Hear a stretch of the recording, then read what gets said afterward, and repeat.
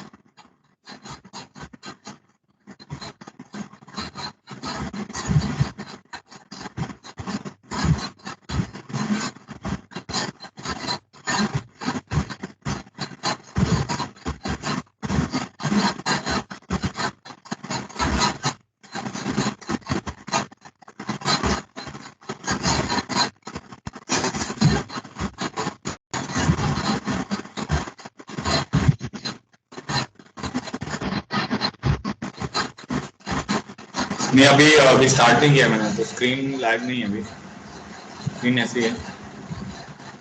थोड़ा सा नेटवर्क का इशू चल रहा है आज वैसे। अभी देखो मेरी स्क्रीन और वॉइस क्लियर है, देखो एक बार। Yes sir.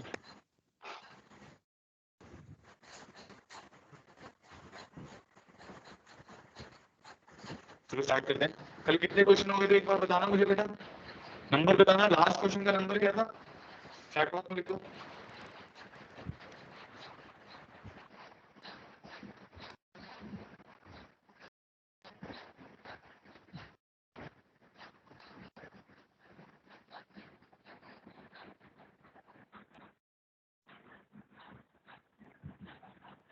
किसी को नहीं पता?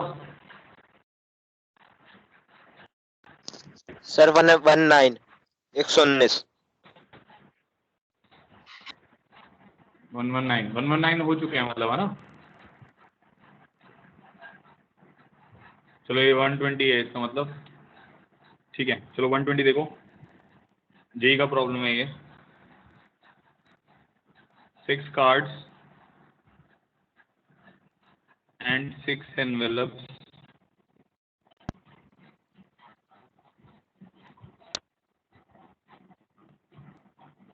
are numbered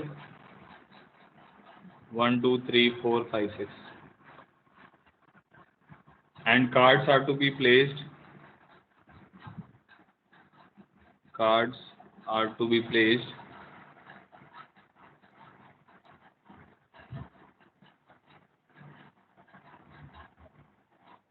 in envelopes so that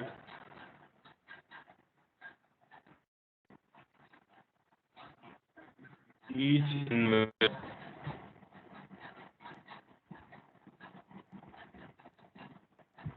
contains exactly one card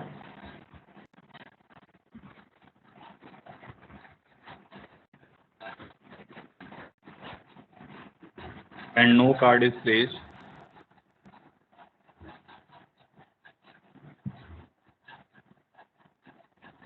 in the envelope bearing the same number.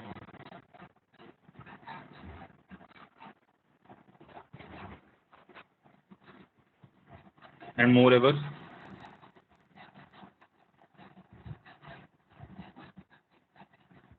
the card number 1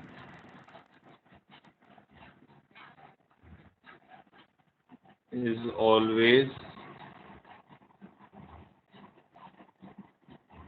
placed in the envelope numbered 2.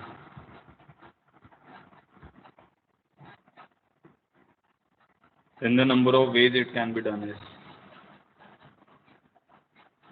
then the number of ways it can be done is। करो एक बार try करो इसको और मेरे को इसका answer. अच्छा question है, ट्राई करो। जिसको थ्योरी अच्छे से समझ आई होगी बहुत इजीली कर लेगा इसको।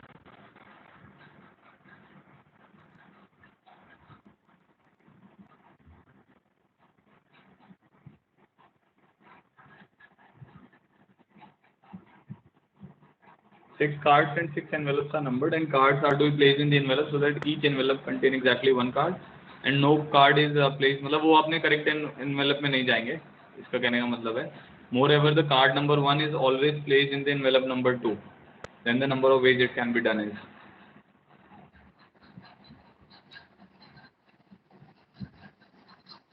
जिसका भी आंसर आ रहा है बताओ।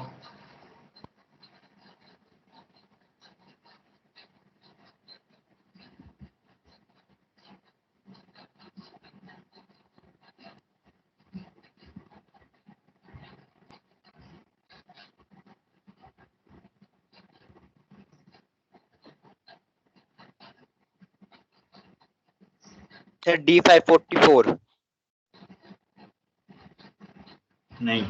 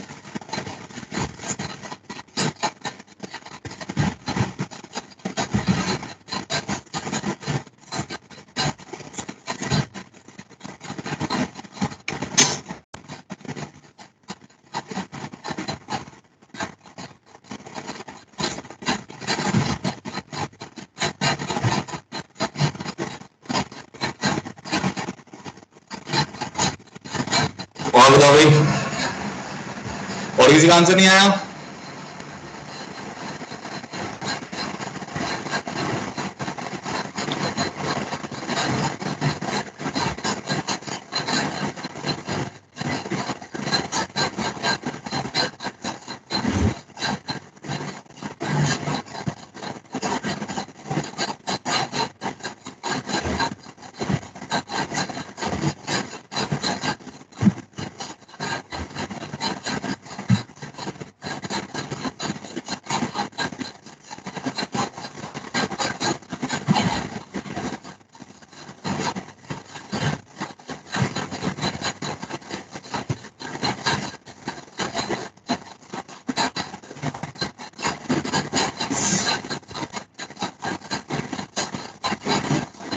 चलो मैं बताता हूँ। देखो ये सिंपल सा कंसेप्ट है, वही जो हम कल पढ़ रहे थे। वो हमने कल एक रिजल्ट पढ़ा था ना, dn is equal to n minus 1 dn minus 1 plus dn minus 2, वही तो है। आपके पास ये 6 एनवेलप हैं 1 2 3 4 5 6 के लिए, ठीक है। तो अगर मैं बोलता हूँ D6, उसका क्या मतलब होगा? 1 में 1 नहीं जाएगा, 2 में 2 नहीं जाएगा, 3 में 3 नहीं जाएगा, 4 में 4 नहीं जाएगा, 5 में 5 नहीं जाएगा और 6 में 6 नहीं जाएगा, ठीक है। तो वो जितने भी वेज आते हैं वो D6 होते हैं। अब उसने यहाँ पे एक कंडीशन और लगा दी कि भाई कार्ड नंबर 1 जो है वो 2 में बैठा हुआ है, मतलब ये यहाँ पे बैठा हुआ है, ये फिक्स कर दिया उसने कि ये कहीं और नहीं जा सकता। तो card number 1 is always placed in the envelope number 2, ठीक है। तो आपको नंबर ऑफ डी अरेंजमेंट्स निकालने हैं। तो अब क्वेश्चन ऐसा है कि जो आपका कार्ड नंबर 1 है that is placed in envelope number 2, you have to find the number of derangements. बस ये क्वेश्चन है।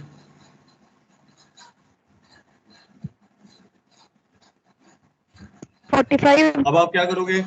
कल जैसे बताया था कि भाई एक केस लो, केस वन। केस वन क्या होगा कि भाई यहाँ पे 2 फिक्स कर दो और यहाँ पे 2 फिक्स कर दो, यहाँ पे 3 4 5, इसके लिए मान लो 2 फिक्स है और 3 4 5 6 के आगे 3 4 5 6 पड़ा हुआ है। तो अब हम क्या चाहते हैं कि भाई 3 4 5 6 शफल हो जाए, कोई भी अपने उसमें ना जाए, तो D4 हो जाएगा उसके बेस, ठीक है। अब आप क्या करो, डी अरेंजमेंट में आपने 3 4 5 6 ले लिया। अब आप ये मान लो कि 2 1 के लिए बना हुआ है, 3 3 के लिए बना हुआ है, 4 4 के लिए, 5 5 के लिए, 6 6 के लिए, ठीक है, अब 2 पहले में ना, 2 इसमें ना आए तो इसका क्या मतलब है, 2 will be involve in the D arrangement.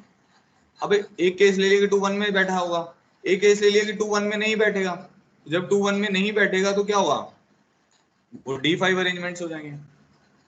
तो D4 प्लस D5 आपका आंसर आएगा। D4 कितना होता है 9, D5 होता है 44, तो आंसर 53 आ जाएगा।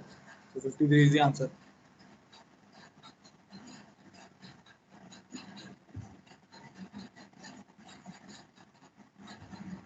नहीं समझ आया तो बताओ, ऑल क्लियर करो एक बार सब लोग। देखो जब आपने फिक्स कर दिया कि जो कार्ड नंबर 1 है वो सेकंड एनवेलप में है, तो इसका मतलब है वो तो अब चेंज नहीं हो सकता। तो एक केस हमने क्या बना दिया कि भाई जो कार्ड नंबर 2 है वो 1 में है, कार्ड नंबर 2 1 में बैठेगा, और 3 4 5 6 अपने इन्वेलप में ना बैठे, तो इसका क्या मतलब वो D4 से अरेंज होंगे। फिर एक केस अब ये बनेगा कि 1 में 2 ना जाए, 1 में 2 ना जाए, 3 में 3 ना जाए, 4 में 4 ना जाए, 5 में 5 ना जाए, 6 में 6 ना जाए। तो ये 5 का डी अरेंजमेंट हो गया ना, क्योंकि 1 में अब आप 2 नहीं भेजोगे। तो इसका क्या मतलब हो गया, वो कितने वे से अरेंज होगा, मतलब कितने वे से डी अरेंज होगा, D5। तो ये दो केस बन रहे हैं, तो D4 प्लस D5 आपका आंसर आएगा।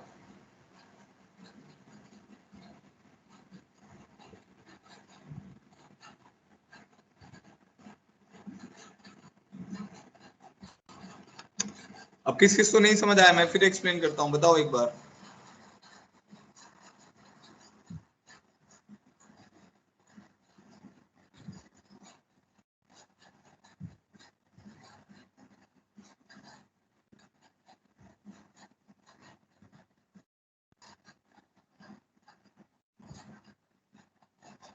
एक और तरीका बताता हूँ, देखो चलो मेथड 2 देखते हैं, मेथड 1 हो गया।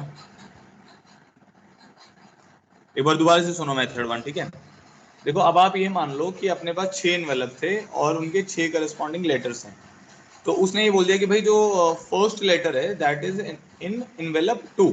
तो अब ये फिक्स हो गया है कि भाई ये तो कुछ नहीं कर सकता, ये ऑलरेडी डी अरेंज्ड है, इससे ज्यादा अब कुछ नहीं कर सकता। ठीक है, तो तुमने क्या मान लिया कि भाई 1 के लिए कौन बना हुआ है, 2 बना हुआ है। ये मान लो कि 1 के लिए 2 बना हुआ है, कि अब 2 जो है मैं 1 में भेजूंगा। ठीक है, और 3 के लिए 3 बना हुआ है, 4 के लिए 4 बना हुआ है, 5 के लिए 5 बना हुआ है, 6 के लिए 6 लेटर बना हुआ है। ठीक है, तो अब आपने एक केस मान लिया कि 1 में 2 चला गया, जो फर्स्ट एनवेलप है उसमें सेकंड लेटर चला गया। ठीक है, डी अरेंज तो है ही ऑलरेडी, और ये चारों डी अरेंज हो जाए, तो इसका मतलब क्या हुआ, ये चारों डी अरेंज होंगे। 3 में 3 नहीं आएगा, 4 में 4 नहीं आएगा, 5 में 5 नहीं आएगा, 6 में 6 नहीं आएगा, बट 1 में 2 बैठा रहेगा। अब एक केस ये भी तो बनेगा कि 1 में 2 ना बैठा हो, 1 में कौन बैठ जाए, 3 भी बैठ सकता है, 4 भी बैठ सकता है, 5 भी बैठ सकता है, 6 भी बैठ सकता है। तो उसके लिए क्या करना पड़ेगा, 2 को भी डी अरेंजमेंट में इन्वॉल्व करना पड़ेगा, ये मान के कि 1 के लिए 2 बना हुआ है। अब 2 को डी अरेंजमेंट में इन्वॉल्व कर लोगे तो क्या होगा, 2 1 में आएगा ही नहीं, तो इसलिए वो D5 होगा, तो इन दोनों का सम 53 होगा। अब समझ आया मैं क्या बता रहा हूं।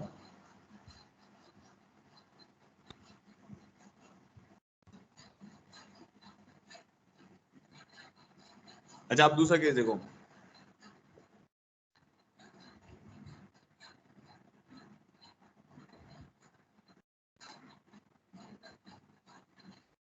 ठीक है, तो अब ऐसा मानते हैं कि भाई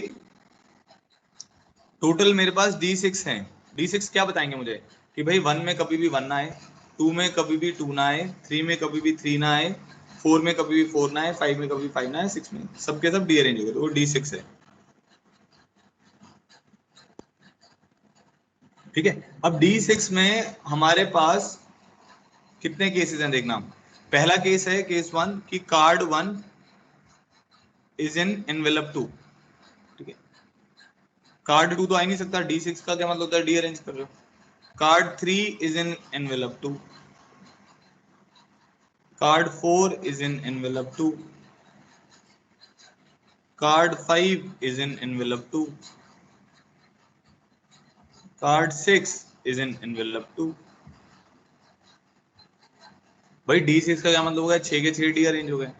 जब 6 के 6 डी अरेंज हो गए तो कार्ड 1 इन्वेलप 2 में होगा, कार्ड 3 इन्वेलप 2 में होगा, कार्ड 4 होगा, कार्ड 5 होगा, कार्ड 6 होगा। कार्ड 1 जब इन्वेलप में जाएगा वो सेम केसेस बनाएगा जितना, जब कार्ड 3 जाएगा, जब कार्ड 4 जाएगा, जब कार्ड 5 जाएगा एंड कार्ड 6 जाएगा। तो इसका क्या मतलब हो गया, कार्ड 1 के जो केसेस होंगे, मान लो x हो रहे हैं, तो इसके भी x, इसके भी x, इसके भी x, इसके भी x, हमें ये वाले चाहिए।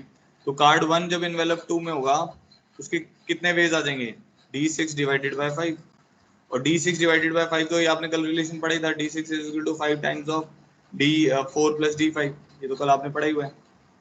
तो d6 divided by 5 is basically d4 plus d5, तो 53 आ जाएगा। ये रिलेशन पढ़ा था ना आपने, dn is equal to n minus 1 dn minus 1 plus dn minus 2। अब बताओ ये समझ आ गया जो मैंने अभी बताया? ये मेथड 2 है इसका।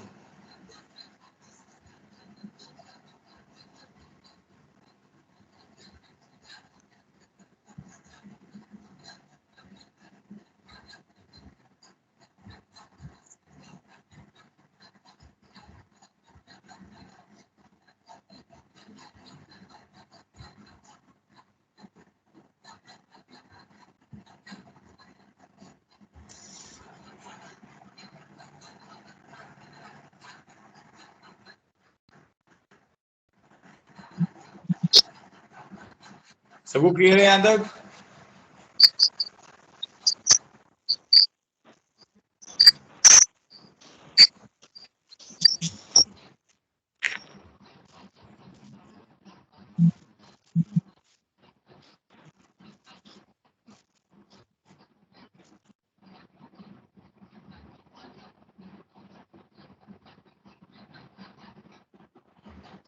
स्क्रीन शेयर कर रहा हूँ मैं दोबारा से, ठीक है?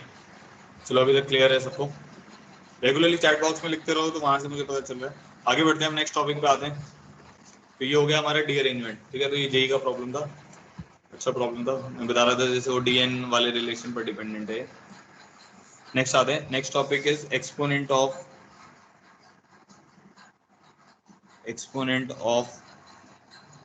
Prime number in n factorial.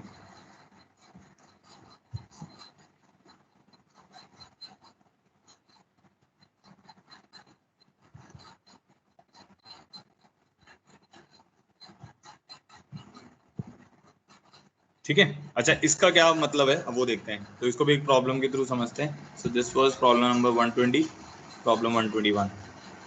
एक इसका फॉर्मूला है बस, ठीक है? वो फॉर्मूला मैं आपको पहले एक्सप्लेन करता हूँ कि वो बन कैसे रहा है फॉर्मूला, फिर आपको समझ आ जाएगा। एक्सपोनेंट ऑफ प्राइम नंबर कहने का मतलब है कि मैं अगर ये बोलूँ आपको कि भाई 50 फैक्टोरियल है मेरे पास, 50 फैक्टोरियल है, तो 50 फैक्टोरियल में 2 की क्या पावर बनेगी, ठीक है? 3 की क्या पावर बनेगी, 5 की क्या पावर बनेगी, प्राइम नंबर की पावर निकाल सकते हैं हम, ठीक है? जो कंपोजिट नंबर है उनकी भी निकाल सकते हैं, फिर उसमें ये देखना पड़ता है, उसको प्राइम फैक्टराइज करके देखना पड़ता है, तो वो भी बताऊंगा अभी, ठीक है?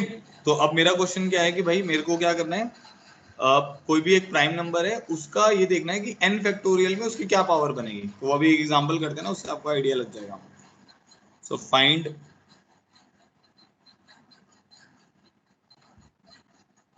Highest power of 3 in 100 factorial. तो ये क्वेश्चन है, find highest power of 3 in 100 factorial, ठीक है?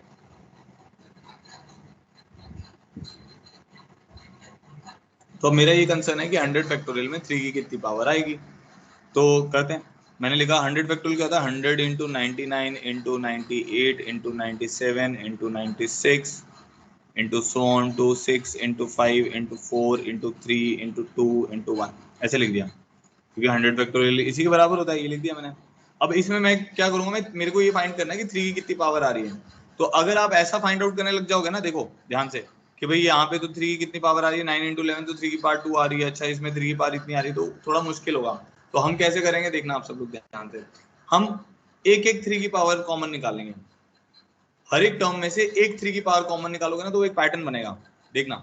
अब 100 में तो आएगा नहीं 3, किस किस में आएगा, 99 में आएगा, 96 में आएगा, 93 में आएगा, 90 में आएगा, तो बाकी की तो जरूरत नहीं है। ये बेटा इक्वालिटी होल्ड नहीं कर रही है, हम ये पावर देख रहे हैं इसीलिए मैं ऐसा लिख रहा हूँ, समझ रहे हो सब लोग? तो एक्सपोनेंट ऑफ 3 लिख देता हूँ मैं यहाँ पे, ई ऑफ 3 लिखने का मतलब है exponent of 3 in 100 factorial. So these statements are not equal, ये बस हम 3 की पावर लिख रहे हैं, तो मैं ये देख रहा हूँ कि किस किस में 3 की पावर आ रही है, तो आप ये मत मान लेना कि ये दोनों इक्वल है। फिर ये 100 तो हटा दिया आपने, कैसे इक्वल हो गए, ऐसा नहीं है, ठीक है? 6 इंटू 3, बस ये लिख दूं, 3 के मल्टीपल मैंने लिख दिए। अब बताओ ये कैसे लिखा मैंने, 3 की power 33, 33 into 32 into 31 into 30 into so on to 3 into 2 into 1। ये समझ आया कैसे लिखा?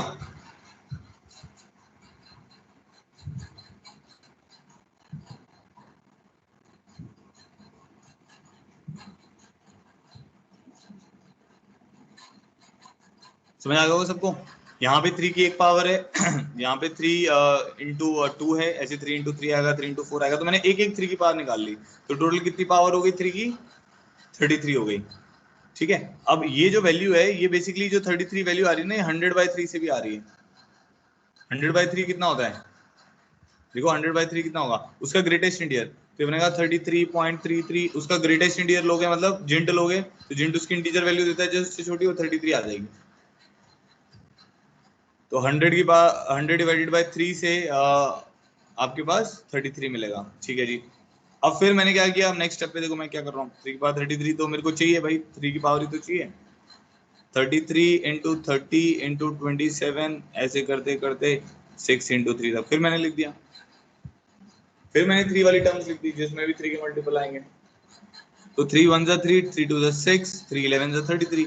तो फिर मुझे समझ आ गया 3 की पावर 33 इंटू 3 की पावर 11 और बाहर निकाल लेता हूँ, तो 3 निकालूंगा तो 11 इंटू 10 इंटू 9 इंटू 8 ऐसे करते करते 3 इंटू 2 इंटू 1 आ गया। बात समझ पा रहे हो? ठीक है, अब ये जो 11 आ रहा है ये कैसे आ रहा है, ये 100 डिवाइडेड बाय 3 की पावर 2 से आ रहा है, या 33 डिवाइडेड बाय 3 भी बोल सकते हो आप इसको, जो उसकी पहली टर्म है उसको फिर 3 से डिवाइड कर दो, ये जो 33 पॉइंट समथिंग आया तो उसको 3 से डिवाइड करोगे 11 पॉइंट समथिंग आएगा, तो उसका ग्रेटेस्ट इंटीजर 11 होगा, इसका ग्रेटेस्ट इंटीजर 11 आएगा, क्योंकि 9 11 का 99 पॉइंट समथिंग था, तो 11 पॉइंट समथिंग आएगा, उसका ग्रेटेस्ट इंटीजर 11 हो जाएगा। ठीक है जी, मेरे को ये भी समझ आ रहा है। 3 की पावर 33 इंटू 3 की पावर 11, फिर मैंने क्या किया, फिर 9 इंटू 6 इंटू 3, ये 3 टर्म लिख दी। अब यहाँ से क्या होगा, 3 की पावर 33 इंटू 3 की पावर 11 इंटू 3 की पावर 3 और आ गया, 3 इंटू 2 इंटू 1 आ गया। अब वो क्या हो गया, 100/3 की पावर 3 आ गया, वो ऐसा हो जाएगा 11/3, 11/3 रफली 11 पॉइंट समथिंग डिवाइडेड बाय 3, तो वो 3 पॉइंट समथिंग आएगा, इसका ग्रेटेस्ट इंटीजर 3 आ जाएगा। फिर अब इसमें से क्या होगा, 3 की पावर 33 इंटू 3 की पावर 11 इंटू 3 की पावर 3 इंटू 3 की पावर 1, वो कैसे आ जाएगा, 100 डिवाइडेड बाय 3 की पावर 4, तो ये 1 समथिंग आ जाएगा, 3 पॉइंट समथिंग डिवाइडेड बाय 3 बचेगा ना एक बार और। ठीक है, तो क्या हो जाएगा, वो हमारे पास 3 की पावर कितनी आ जाएगी, 33 प्लस 11 प्लस 3 प्लस 1 44, 47 और 48, तो 3 की पावर 48 आ जाएगा। ये समझ आ रहा है कैसे टर्म आ रहा है? तो अब हमने क्या करना है, अब ये तो मैंने आपको बता दी कि किस तरीके से वो फ्लो बन रहा है, कैसे वो 33 आया, कैसे वो 11 आया, तो हम तो डायरेक्ट अब फॉर्मूला लगाया करेंगे। E3 100 फैक्टोरियल को हम प्रोनाउंस करते हैं exponent of prime 3, prime number होना चाहिए इसलिए मैं यहाँ पे लिख रहा हूँ।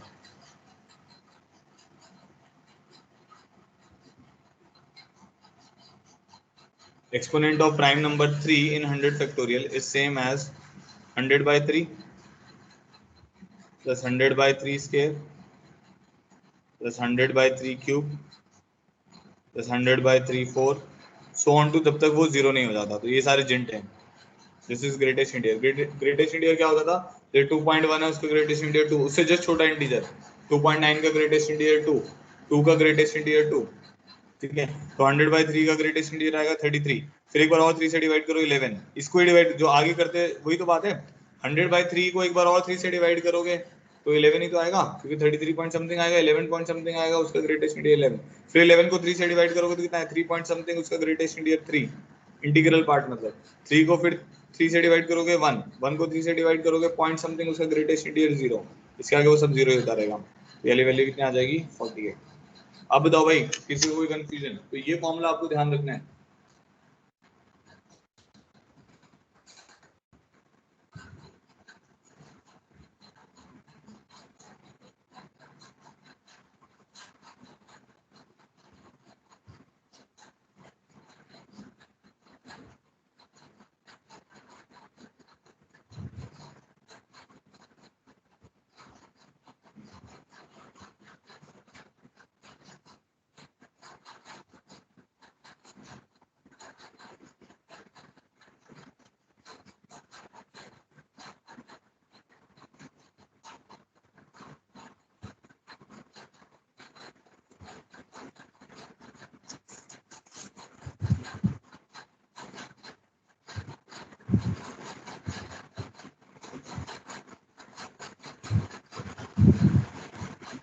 सबको क्लियर हो गया?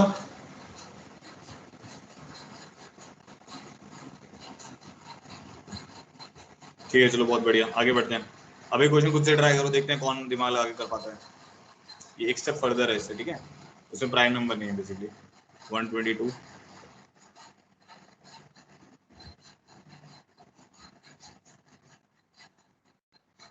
Find the highest power of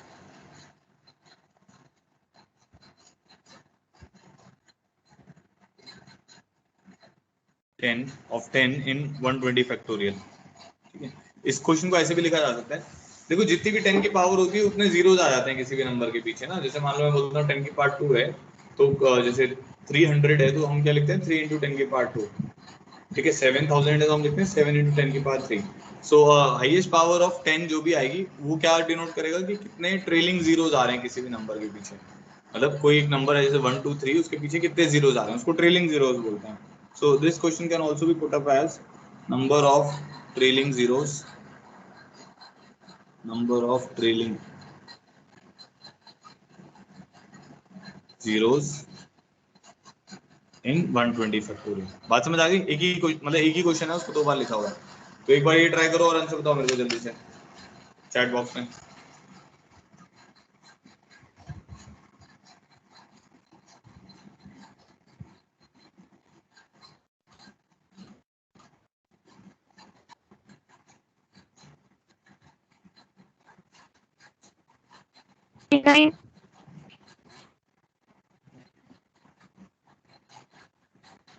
नहीं बेटा,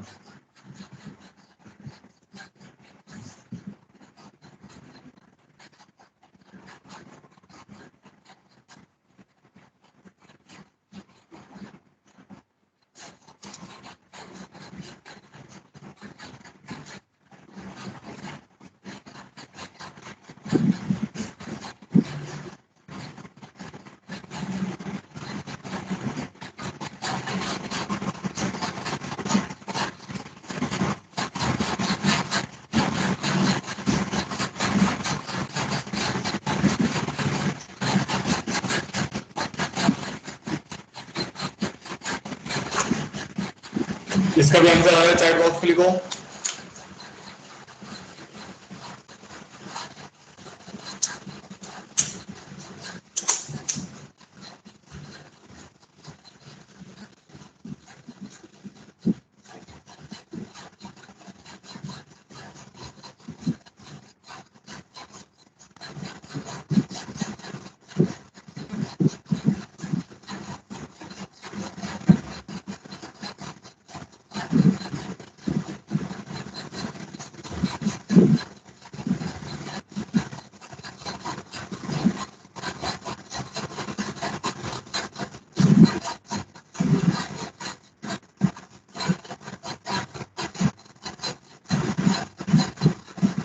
ट्वेंटी नाइन, अभी तो किसी का भी सही नहीं है।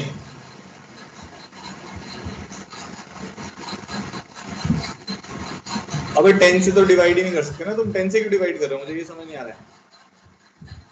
10 से तो डिवाइड ही नहीं होगा ना। 10 भाई प्राइम नंबर के लिए लगता है ना ये।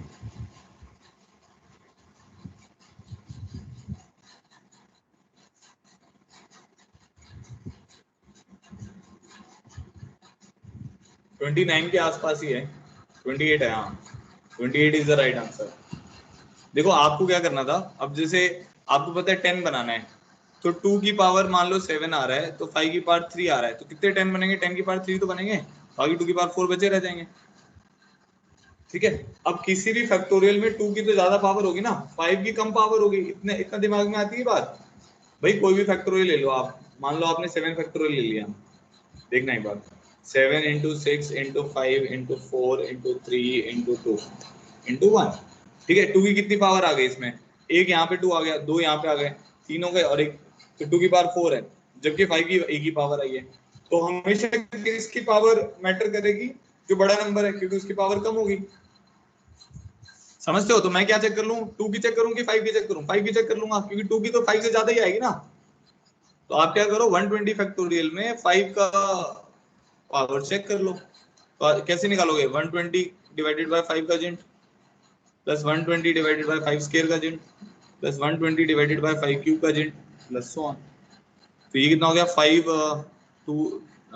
2 से 24, ठीक है 24 आ गया। अब 24 को 5 से डिवाइड करोगे तो कितना आएगा, इसको ऐसे किया करो, इसको 5, ये जो नंबर है इसको 5 से फिर डिवाइड करो तो ये आएगा 4 पॉइंट समथिंग, ठीक है। तो 4 पॉइंट समथिंग का जेंट 4 आ गया, फिर 4 को 5 से डिवाइड करोगे 0.8 का जेंट 0 आ गया, बस खत्म, 28 आएगा। तो exponent of 5 in 120 factorial is 28, तो 5 की पावर तो 28 आएगा, तो 2 की पावर तो 28 से ज्यादा आएगा ना। 2 तो पहले में ही देखो 120/2 60 आ गया, फिर 30 आएगा, फिर 15 आएगा, तो वैसे ऑलरेडी पावर ज्यादा है।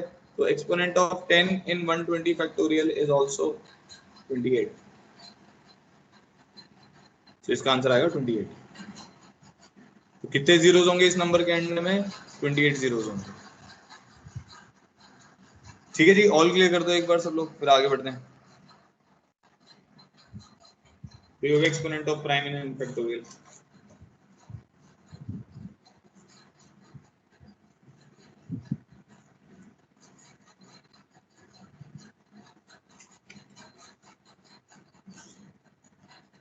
नेक्स्ट है हमारे पास पिजन होल प्रिंसिपल। बहुत सिंपल सा टॉपिक है, एक दो बार इस पे क्वेश्चन आ गए हैं इसीलिए इसको इंक्लूड किया हुआ है। वैसे आपको एनसीईआरटी वगैरह में नहीं मिलेगा ये टॉपिक, ठीक है। मतलब बहुत सिंपल सा टॉपिक है, बट जब आप क्वेश्चंस करोगे तो आपको लगेगा कि हाँ इसमें कैसे सोचना है हमें, वो आप अभी क्वेश्चंस करेंगे तो पता चल जाएगा।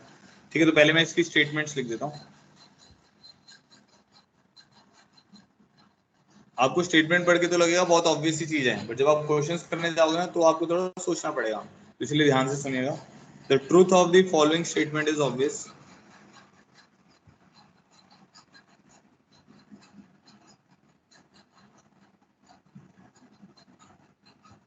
The truth of the following statement is obvious.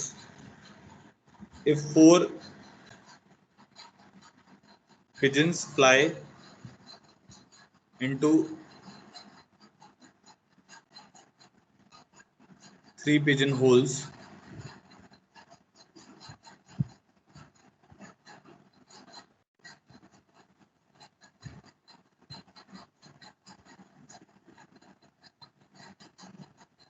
some pigeonhole must receive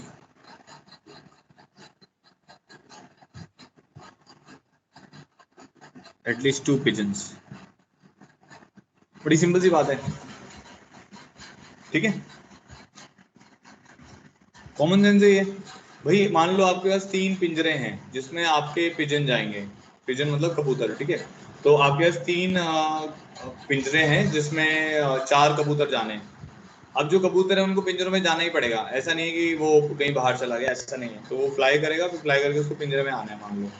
तो जब वो पिजन होल्स में आएंगे 4 पिजन, तो एक पिजन होल ऐसा होगा जिसमें 2 कबूतर आएंगे ही आएंगे। हम ये मान रहे हैं कि एक पिजन होल में एक से ज्यादा कबूतर आ सकते हैं।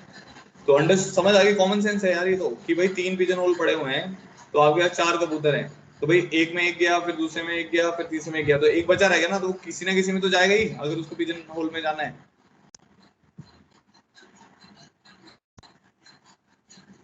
ठीक है, तो बहुत कॉमन सेंस है तो, ये स्टेटमेंट बहुत सिंपल सी है ना। अब जब क्वेश्चन करेंगे तब देखेंगे। तो इसकी और भी इसको, इस स्टेटमेंट को किसी और तरीके से भी रिप्रेजेंट किया जा सकता है, तो वो मैं लिख रहा हूँ।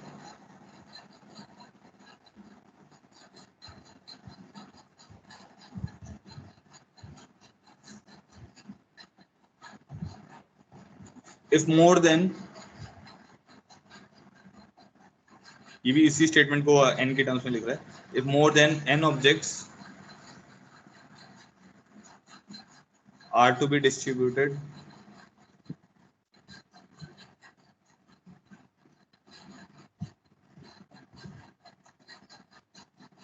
into n boxes,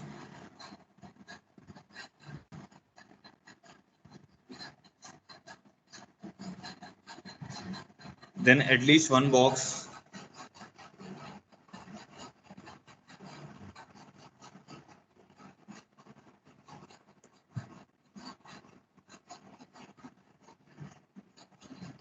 at least 2 objects.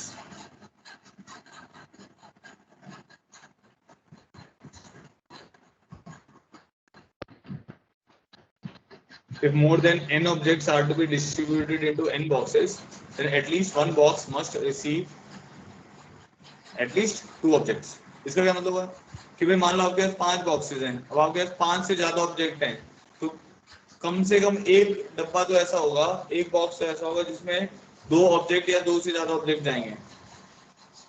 एक डब्बा तो ऐसा होगा जिसमें कम से कम 2 ऑब्जेक्ट जाएंगे। समझ गए ना? मान लो आपके पास 7 ऑब्जेक्ट्स हैं और 5 बॉक्सेस हैं, तो क्या होगा, हर किसी में एक एक आपने पुट कर दिया। अब अगर 2 ऑब्जेक्ट बचे ना, तो किसी ना किसी डब्बे में तो जाएंगे ही। तो कोई ना कोई एक ऐसा डब्बा होगा जिसमें एक से ज्यादा ऑब्जेक्ट जाएंगे या कम से कम 2 ऑब्जेक्ट जाएंगे। वो ये कहने की कोशिश कर रहा है।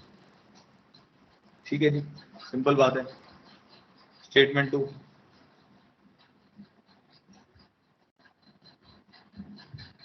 For any positive integer n, for any positive integer n, comma k, if nk plus 1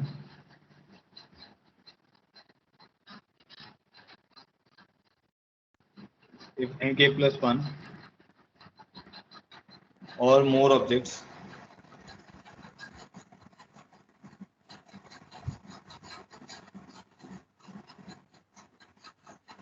are placed in n boxes,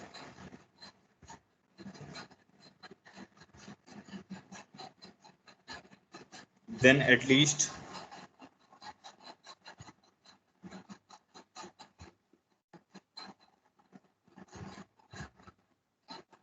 one box will contain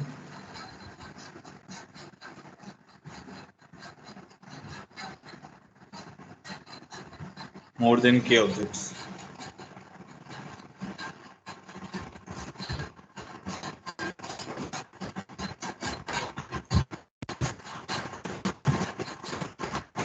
ठीक है, अच्छा इसका मतलब समझते हो। For any positive integer n, k n comma के दोनों positive है, n k प्लस 1।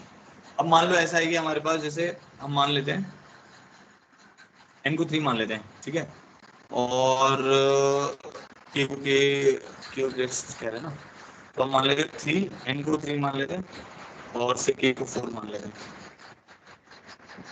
ठीक है, तो अब मेरे पास क्या हो गया, for any positive integer N के प्लस 1। अब मेरे पास टोटल कितने ऑब्जेक्ट हो गए, 13 हो गए, जो एन के प्लस 1 कह रहा है, तो 12 प्लस 1 13 हो गया। अब उनको मेरे को 3 डब्बों में डालना है। ठीक है, one box will contain more than की ऑब्जेक्ट्स। तो अंडरस्टूड है। देखो इसका वर्स्ट केस सिनेरियो क्या होगा,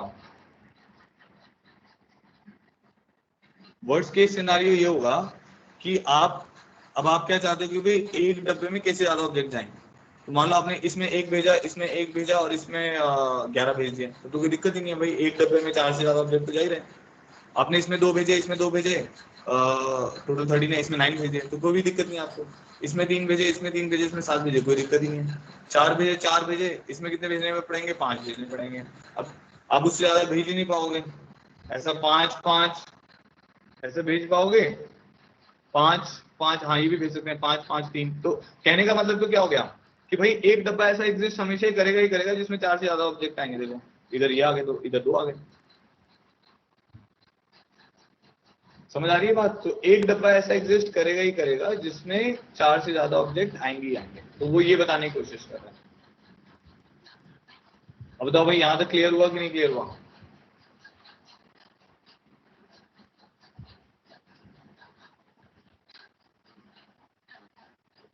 यहां तक सबको कुछ सब क्लियर है? मैंने बताया अभी। चलो अब इसी क्वेश्चन करते हैं। तो ये 2 स्टेटमेंट थी पिजन होल की। अब 123 क्वेश्चन पे आते हैं।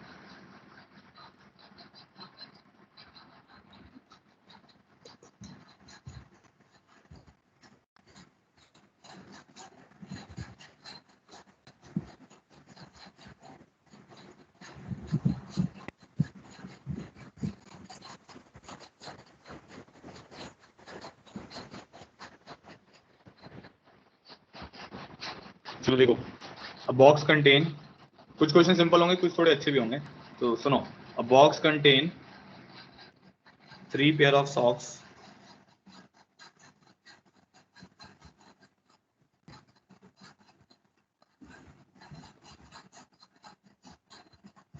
colored red, blue and white,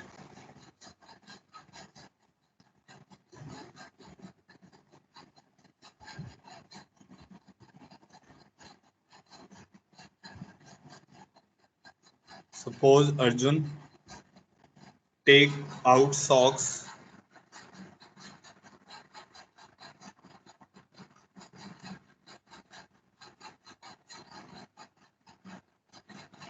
without looking at them. देखो कितना अच्छा प्रॉब्लम है, देखना भी आप, समझना है इसको.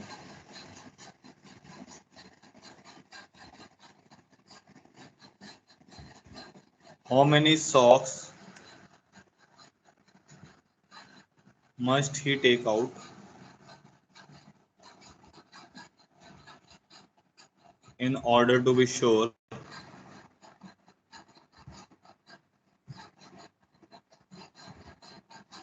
that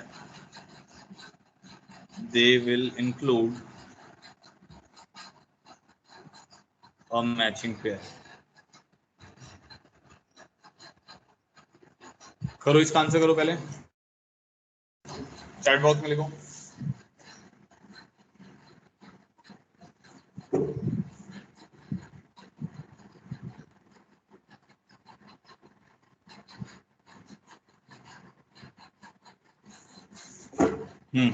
फोर आएगा ना. देखो इसमें ना थोड़ा सा ऐसा सोचना है, वर्स्ट केस सिनेरियो सोच के चलना है कि भाई मैं कितने वेज करूं कि वो सॉल्व ना हो. अब जैसे मान लो हमारे पास ऐसा हो गया कि दो रेड सॉक्स होंगे, एक लेफ्ट राइट वाली, ठीक है, दो ब्लू होंगी और दो व्हाइट होंगी, ठीक है. अब मान लो आपने इसको एक डब्बे में डाल दिया, ठीक है, आप स्कूल जा रहे हो और आपके पास ये 3 पेयर है. तो अब आपने क्या किया, पहली बारी में 3 निकाली सॉक, आपने बिना देखे 3 सॉक निकाल ली. तो वर्स्ट केस सिनेरियो कहने का मतलब है कि भाई आपके पास जैसे एक पेयर आएगा, 2 रेड आएंगे तो आप पहन लोगे, 2 ब्लैक आएंगे तो भी पहन लोगे, 2 व्हाइट आएंगे तो भी पहन के आप स्कूल चले जाओगे, ठीक है. तो आपने देखा नहीं उस डब्बे को, आपने डायरेक्टली 3 निकाल ली. अब 3 निकाली पहली बारी में, तो उसमें क्या वर्स्ट केस सिनेरियो क्या होगा कि भाई पेयर आई ना, पेयर आ जाता है वेल एंड गुड, बट 3 निकालने में हमेशा ये श्योर शॉट नहीं है ना कि पेयर बनेगा ही बनेगा. क्यों, आप 3 निकाली, रेड ब्लू और व्हाइट आ गई, पेयर ही नहीं बना, फिर आपको फेंकनी पड़ेंगे. फिर आपने मान लो 3 निकाली, फिर क्या हो गया, फिर रेड ब्लू व्हाइट आ गया. इसका क्या मतलब हो रहा है कि भाई जब तू तीन तीन निकालेगा तो उसका वर्स्ट केस सिनेरियो क्या है कि जरूरी नहीं है ना कि पेयर निकल कर ही आए, ऐसा हमेशा नहीं होगा कि पेयर निकल कर आएगा ही आएगा. बट जैसे आप 4 निकालोगे तो क्या होगा कि भाई 4 निकाली, एक रेड निकली, एक वर्स्ट केस सिनेरियो लेके चलो कि भाई पहले में रेड निकली, फिर ब्लू निकली, व्हाइट निकली. अब जो फोर्थ वाली निकालोगे, इन तीनों में से किसी ना किसी एक से तो निकलेगी ना, क्योंकि है ही ये 6, तो ऑटोमेटिकली एक पेयर बनेगा ही बनेगा. तो ये इसका एप्लीकेशन है कि भाई आप कोई प्रोसेस को कितनी बार करूं जिससे मेरे को जो मेरी सक्सेस है, मेरा सक्सेस इसमें होगा कि भाई मेरे को पेयर बन जाए. तो मैं 4 उठाऊंगा तो पक्का से एक पेयर बनना ही बनना है. बात समझ आई? तो इसका आंसर होगा 4. If you pick 4 socks in first go you will definitely have a pair. Clear होगी बात, क्लियर होगी सबको?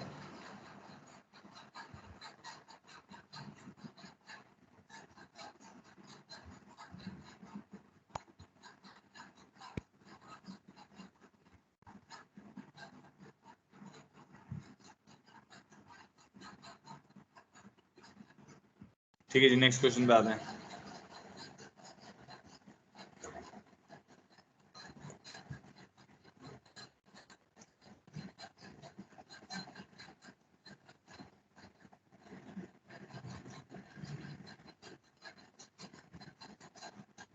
In a group of 8 people,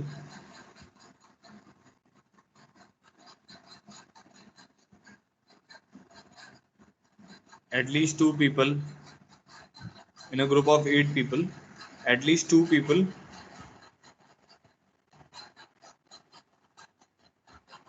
will have their birthday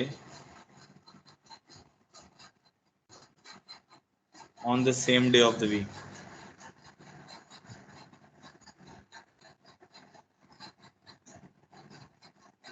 तो ये आपको बताना है ट्रू स्लैश फॉल्स. ये स्टेटमेंट ट्रू है कि फॉल्स है?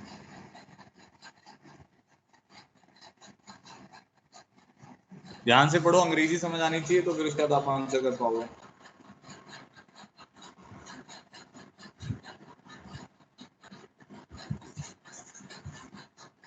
True.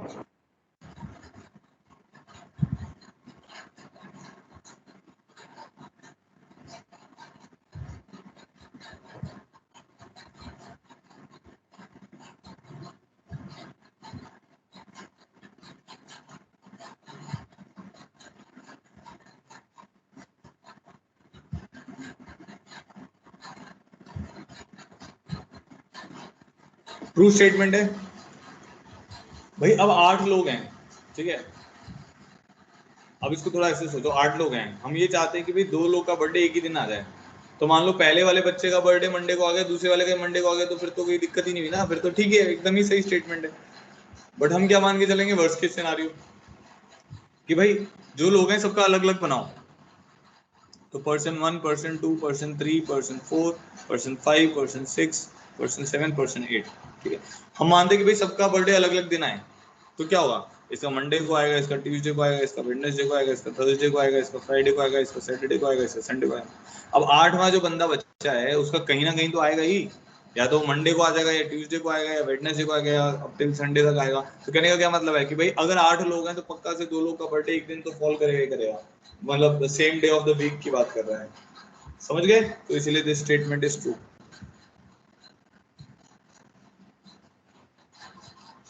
बहुत ही सिंपल सा लॉजिक है, आप लोगों को क्लियर हो रहा होगा।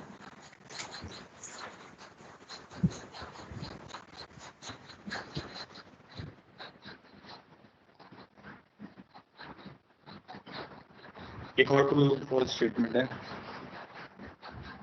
इन a party of 20 people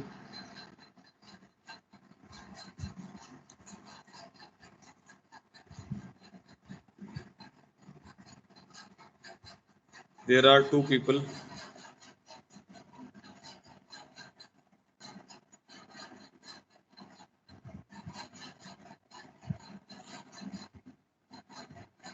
who have the same number of friends.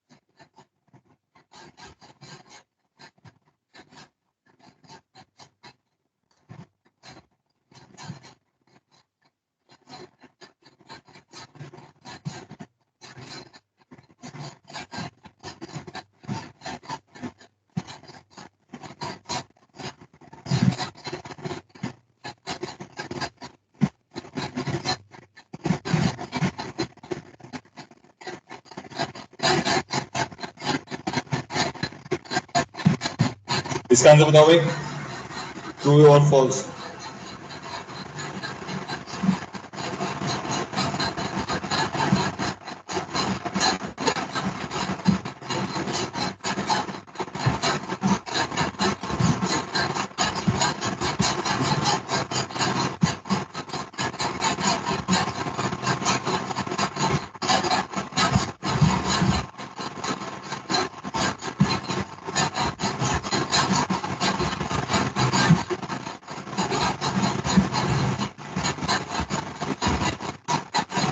ये स्टेटमेंट ट्रू है, फॉल्स नहीं है, ट्रू है। अब बताओ, अब थोड़ा सोचो कि ट्रू कैसे है, फॉल्स नहीं है, फॉल्स गलत बता रहे हो आप।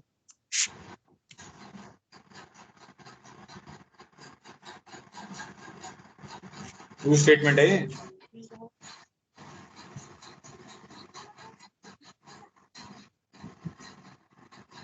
Sir true. आप तो मैंने बता दिया, अब तो तुम बताओगे। ये अब सोचो कि कैसे होगी ट्रू, ये सोच के बताओ पहले।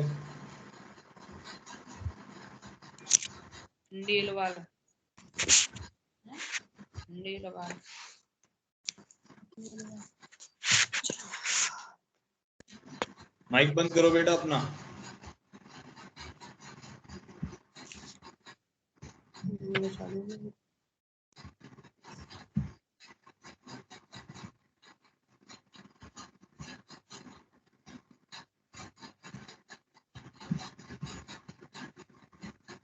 देखो मैं बताता हूँ, इसका क्या मतलब हुआ कि जैसे मान लो 20 लोग आ रहे हैं पार्टी में, तो मान लो मेरा एक फ्रेंड है, ठीक है, मेरा बस एक ही फ्रेंड है। अब मैं चाहता हूँ जो दूसरा बंदा हो उसका एक फ्रेंड ना हो, उसके 2 फ्रेंड हो, ठीक है, तभी तो डिस्टिंक्ट हो पाएंगे, तभी तो हम ये बोल पाएंगे कि भाई किसी के भी सेम नंबर ऑफ फ्रेंड्स नहीं है, ठीक है। तो ऐसा 2 केस लेते हैं, मान लेते हैं हमारे पास P1, P2, P3 ऐसे करते करते P18, P19 और P20, ये 20 लोग हैं। ठीक है, अब तुम्हारे इसके मान लो पहले वाले बंदे के कितने फ्रेंड है, एक ही फ्रेंड है, तो एक फ्रेंड कहाँ किस में से होगा, इन सब में से तो कोई एक फ्रेंड होगा। अब मान लो इसके 2 फ्रेंड्स हैं, इसके 3 फ्रेंड्स हैं, तो अब मैं क्या मान रहा हूँ कि मैं ये मान के चल रहा हूँ कि सबके अलग अलग फ्रेंड्स हैं। ठीक है, इसके कितने 19 फ्रेंड्स हैं, इसके हो सकते हैं 19 फ्रेंड्स, इसके 18 फ्रेंड है, हो सकते हैं इसके 18 फ्रेंड्स, इसके 19 फ्रेंड हो सकते हैं भाई, बाकी 19 ही तो बचे।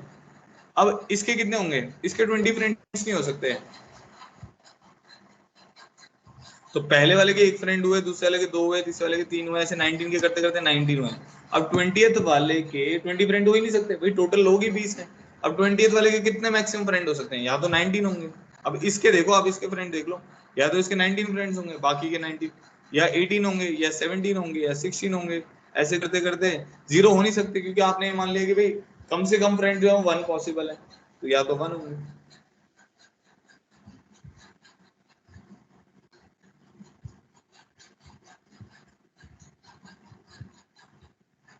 तो number of friends of 2 people will be same. कम से कम ऐसा तो हो गया ना, 2 लोग तो ऐसे आगे जिनके नंबर ऑफ फ्रेंड सेम है, या तो P1 P20 के सेम होंगे, या P2 P20 के सेम होंगे, या P3 P20 के सेम होंगे, एंड सो ऑन। ठीक है, तो इसीलिए ये वाला स्टेटमेंट एकदम सही है। अच्छा, इसमें एक केस और बन जाता है कि हम मान लें कि भाई एक बंदा ऐसा है जिसका कोई भी फ्रेंड नहीं है।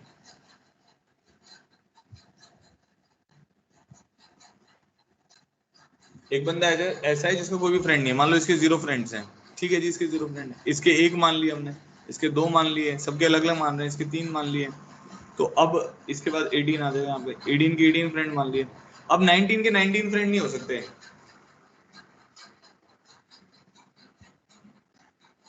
नहीं, P2 का P1 का 0 माना है, तो अच्छा ये थोड़ा सा मैंने गलत लिख दिया यहाँ पे। यहाँ P18 के 17 आएंगे, एक कम आ रहे हैं ना यहाँ पे फ्रेंड, यहाँ पे 18 आ रहा है। ठीक है, अब P20 का हमें देखना है। देखो, P1 के 0 फ्रेंड है, इसका क्या मतलब होगा कि भाई P1 अकेला है पार्टी में, बस शांति से बैठा हुआ है। P2 का एक फ्रेंड है, P3 के 2 फ्रेंड है, P4 के 3 है, ये हम ऐसा मान रहे हैं क्योंकि हमें करने के लिए सबके अलग अलग फ्रेंड हो। अब जो P19 है उसके 18 फ्रेंड हो गए। अब P20 के कितने होंगे, P20 के 19 फ्रेंड नहीं हो सकते। 19 की नहीं हो सकते क्योंकि भाई ये तो किसी का फ्रेंडशिप में है ही नहीं, ये जो P1 है ये तो किसी का फ्रेंड है ही नहीं। तो 20 के कितने फ्रेंड हो सकते हैं, मैक्सिमम 18 ही हो सकते हैं। तो या तो इसके 18 होंगे, या 17 होंगे, या 16 होंगे, ऐसे करते करते या तो 1 होंगे या 0 होंगे। ठीक है, तो क्या हो गया, नंबर ऑफ फ्रेंड्स जो हैं वो 2 लोगों के सेम होंगे ही होंगे। ठीक है जी, नेक्स्ट क्वेश्चन पे आते हैं। समझ आ गया होगा मेरे को लग रहा है ये वाला क्वेश्चन आपको।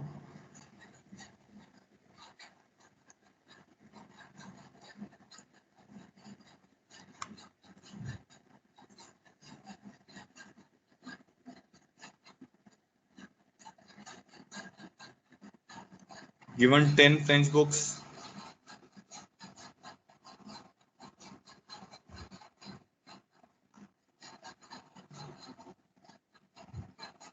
20 Spanish books,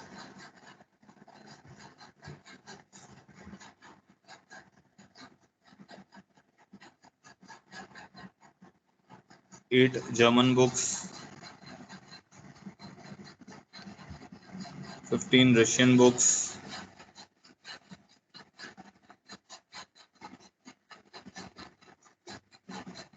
and 25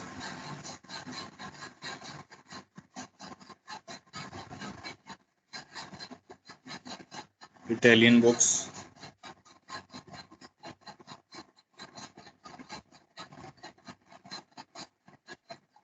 How many books must be chosen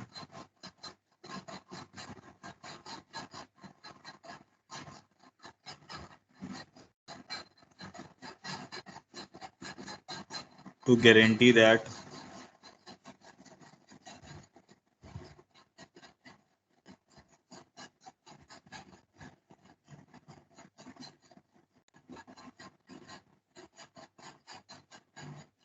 there are 12 books of the same language?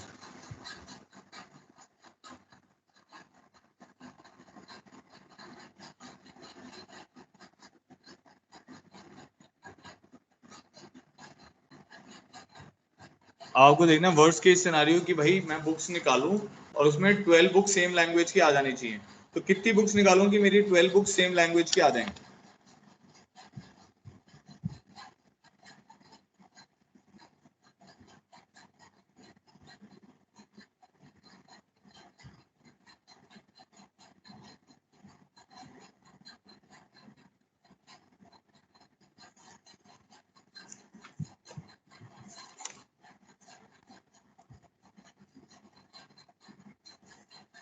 बताओ आंसर बताओ इसका।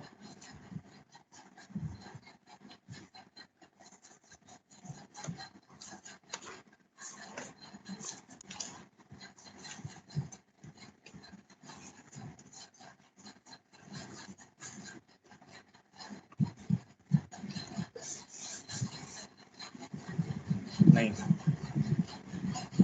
36 इज नॉट राइट बेटा।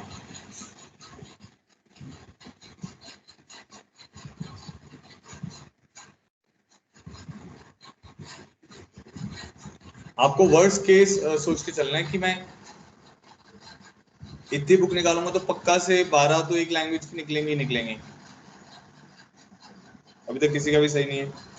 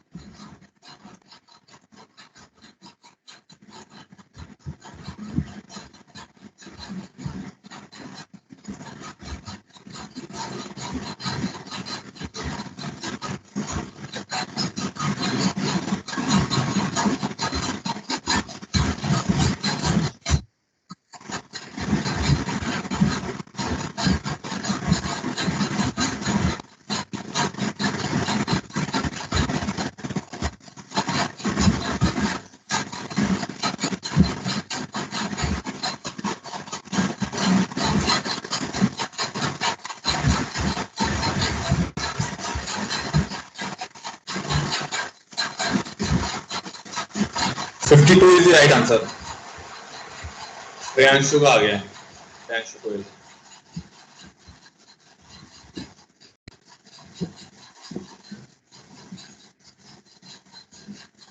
बाकी देखो भाई 52 आ रहा है आपका कि नहीं आ रहा है?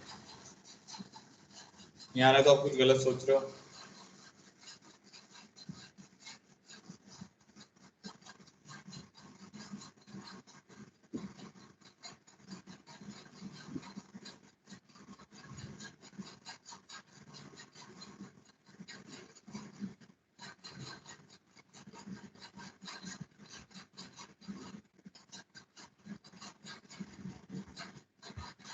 पर ट्राई कर लो, मैं बता रहा हूँ भाई।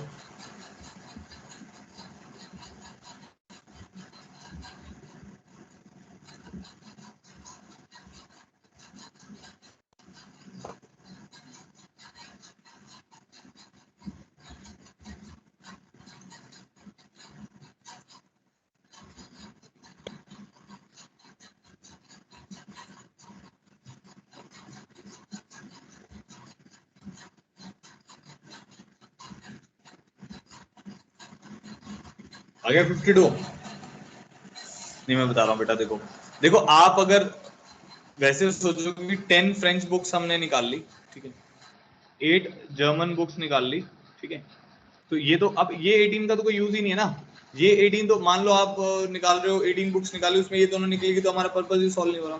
अब 12 बुक्स कहाँ कहाँ से निकल सकती हैं? स्पेनिश में से, रशियन में से और इटालियन में से। तो अब आप क्या करो, इन तीनों की 11-11 निकालो, ठीक है। इसमें ये हो गया स्पेनिश, और ये हो गया रशियन बुक्स हो गई, और ये इटालियन बुक्स हो गई। तो ये अब हमारा वर्स्ट केस है। मान लो आपने ये जो टोटल है इतनी बुक्स निकाली, तो उसमें क्या होगा, 12 एक लैंग्वेज की नहीं निकलेंगी, ठीक है, समझ गए ना। तो ये कितना हो रहा है, 18 और 33 51। तो 51 बुक्स ऐसी हैं। 51 में एक वर्स्ट केस यही तो हो गया कि भाई आपने 51 बुक्स निकाली और एक भी लैंग्वेज की 12 बुक्स नहीं निकली। अब एक बुक और निकाल लो। अब एक बुक निकालोगे तो ऑब्वियसली कहाँ से निकलेगी, या तो स्पेनिश में से, या रशियन में से, या इटालियन में से। इसीलिए आपका आंसर क्या आएगा, 52 आएगा। बात समझ आ गई? ऑल क्लियर करो अब।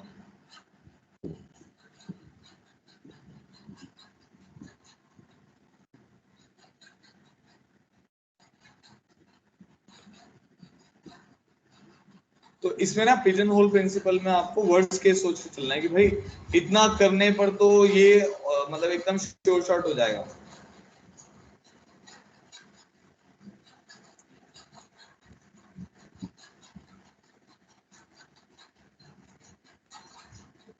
क्लियर हो गया सबको? ऑल क्लियर कर दो एक बार।